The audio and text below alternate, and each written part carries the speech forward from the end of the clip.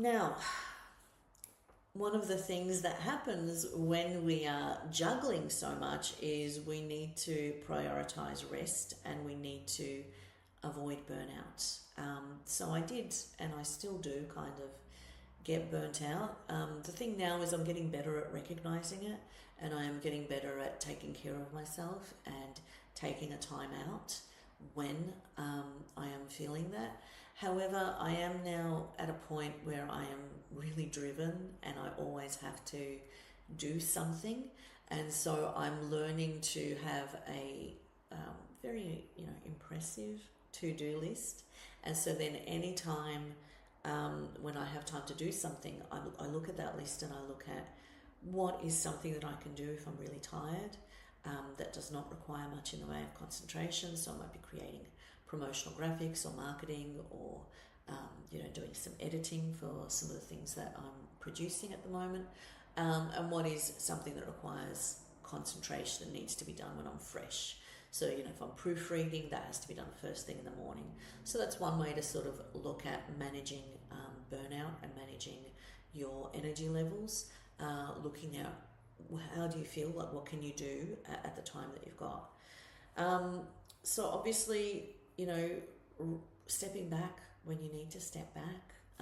I go through times where I'm really tired and I either need to have a weekend where I'm just doing, binge watching marathons of a TV show that I love or a repeat of something that I love, or I'm reading a book cover to cover. I find that rejuvenates me so much if I just sit down and I do nothing but read for a day and kind of leave the world behind.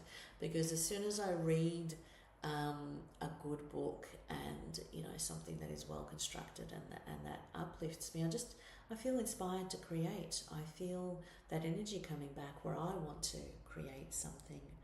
And then also nature. I'm finding I really did not appreciate enough, I think, in my early days, how much nature does to recharge us. And so one of the things that I do now is I go for walks in this beautiful park that is near my house, Springbank Park, and I either listen to podcasts or I listen to audiobooks. And so I have this time where I am out in nature, enjoying, I love looking at trees. There's something about looking at trees that really makes me feel good.